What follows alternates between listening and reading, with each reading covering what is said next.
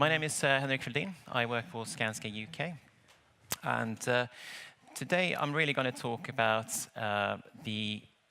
how we move from analog to digital in the construction site. I'm going to break this presentation up in three sections. First, I'm going to talk a bit about Skanska UK, because I want to promote the nice business I work for. And then I'm going to talk about the connected construction worker. What's that mean? Well, really, it means that we're providing the construction worker with a digital toolbox. Lastly, I will talk about how we leverage the data that a digital construction worker is collecting on site. Right, so a bit about Skanska UK. So the fundamentals of Skanska UK are these values, okay? I'm not going to go into detail about the values, but it's the fundamentals of the company. So we're about 5,500 people in Skanska UK, so I'm not the only one. We mainly focus in the geographies around London and Bristol, but we're trying to make a move up towards Birmingham and Manchester as well. So we are increasing the number of employees steadily over time, and it's predicted that in a couple of years' time, we'll be about 6,500 people.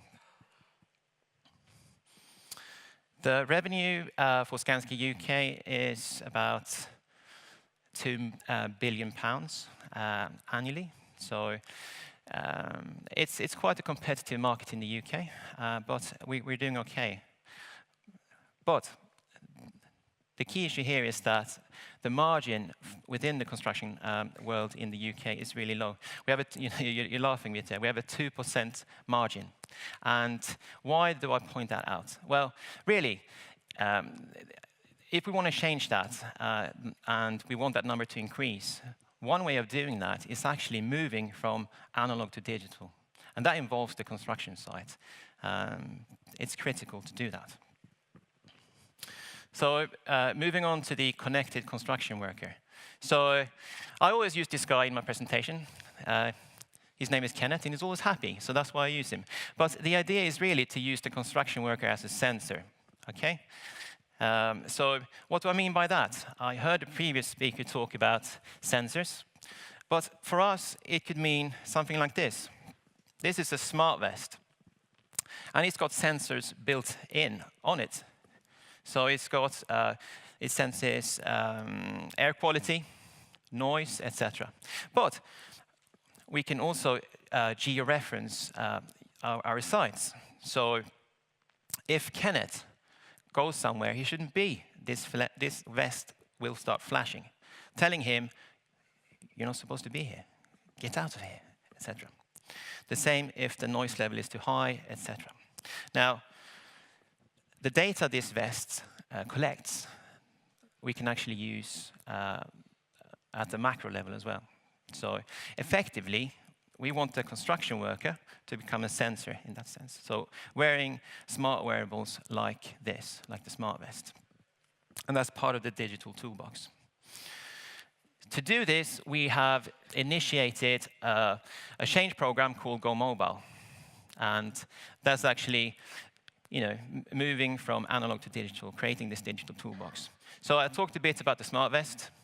And we're actually testing this in about 10 different projects currently in Skanska UK.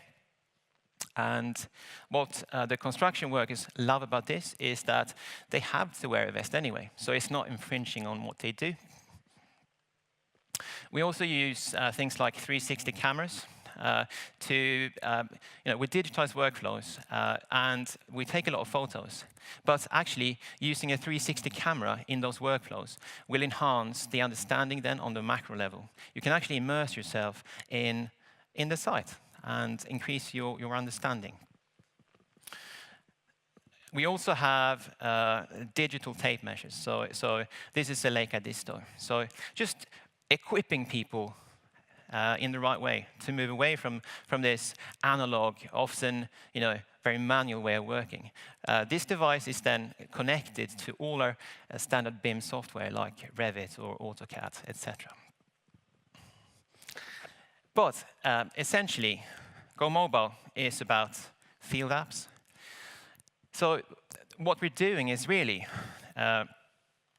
using a simple thing like an iPhone or an iPad as a platform, right? You can actually do other things than take selfies and just call people on it. It's actually a mini computer, and we've rolled iPhone 6s out to the entire workforce in Skanska UK. So the infrastructure is there. So we actually need to harness that. It's really key, really important. So we've built a number of apps that we've pushed out to the construction workers so that they can collect data in a structured way. So the worker becomes a sensor. I touched upon that before. So they could collect data in a structured way using apps. That's one way of collecting data. Or they can actually themselves wear smart wearables like the smart vest to become a sensor and collect data really without knowing about it. So that's what we're trying to do.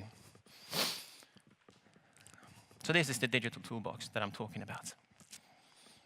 And Kenneth looks happy still, so that's always a positive. Now, moving on to the last step here, leveraging field data. So we do collect a lot of data on site. So why is this important? Well, the way we see it is that we want to be able to go from a macro level, so office, down to a micro level, right, to Kenneth and his friends.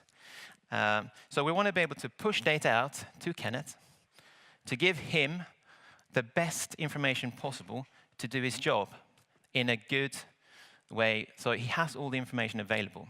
So because that enhances quality and basically it keeps him safe as well.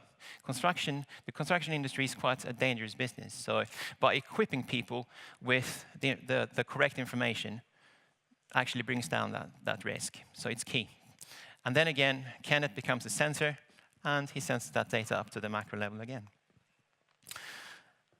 Now, before I finish my presentation, I'm going to use a real example of how this looks like.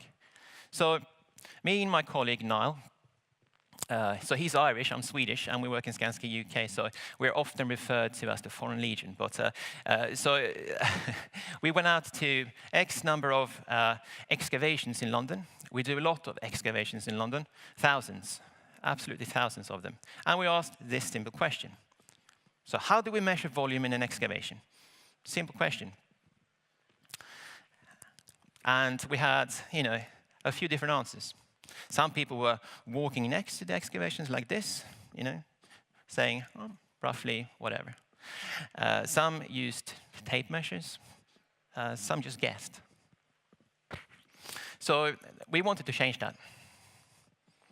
We wanted to digitize that. So again, pushing data out to, in this case, me, informs me about the job I'm supposed to do. So in this instance, I'm going to go to Kensington High Street. That's the excavation I'm going to go to today. And I'm going to have a clear instruction of what I need to do and what data I need to collect. I will then, as a worker, capture that data, and then that's pushed up to the macro level. So how does this, what does this look like? Right. I'm going to see if this works now. And this is the reason I wanted my own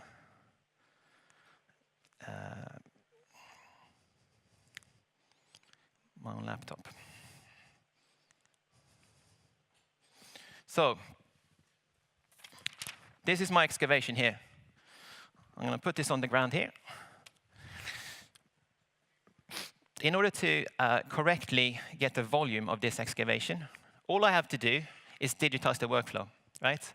So we're using a process called Photogrammetry to do this. So all I need to do as the construction worker is to take a number of photos of this excavation, The software we use will tell you, how many photos you need to take to make a decent model.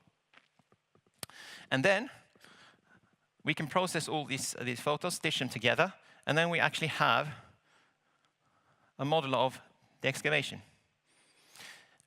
This allows us to not only get the record of the excavation itself, so we actually sit on a goldmine of data. We have models of thousands of excavations in London. So we're now in the commodity trade. People can come to us and we can sell them data about these excavations. But imagine next time I need to go to this particular excavation. I can actually stand on top of it without having to dig anything. And I can see what it looks like. It's almost like keyhole surgery. And that really minimizes the risk for the construction worker and allows us to work, well, with high quality. And that's what it's about. So the commercial setup for this is that we have one company coming, digging up the excavation. Another company comes and fills it up.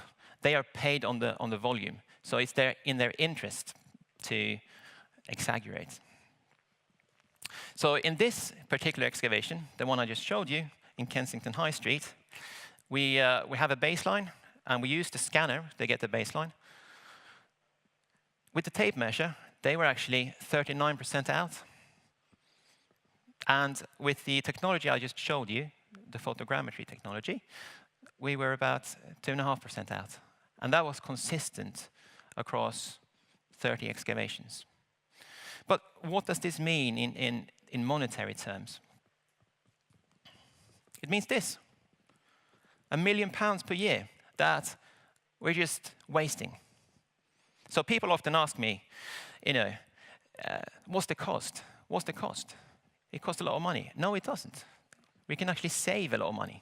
£1 million is quite a lot of money. Then go back and think about the margin, 2.1%. I can instantly bring that up by implementing workflows like this. And that's really what it means to go from analog to digital. Equipping people with the right information to do a good job. That's what it's about. And using the construction worker as a sensor to collect data and send that data up to the macro level. So in this case, this is the macro level. We've got a representation of all the excavations in London, etc., etc. So we use Tableau for the macro level, but it's really irrelevant what system you use for that. It's just important to be able to move from macro to micro, micro to macro. That's the key. Now, I always like to end my presentations with this image. So I mentioned my colleague Niall. He's Irish, and he actually used to high jump for the national team in Ireland. And the reason we use this image a lot is that technology is there. We have all the tools to be able to move to a digital toolbox and equip our workers that way. But it's actually about a culture change. So in the old days, people used to high jump in this particular way. I think it was called the straddle technique. Then you had this guy who said, actually, it must be a better way of doing this. It must be. And sure enough, it was. His name was Dick Fosbury, and he sort of reaped the benefits because he won gold in the 1968 Olympics. And really, what I'm saying to people in Skanska UK is that, we all need to be like Dick Fosbury. We all need to think like that. We need to embrace change. It's really, really important. So, yeah, with that, I finished my presentation. So if there are any questions, I'm more than happy to answer them.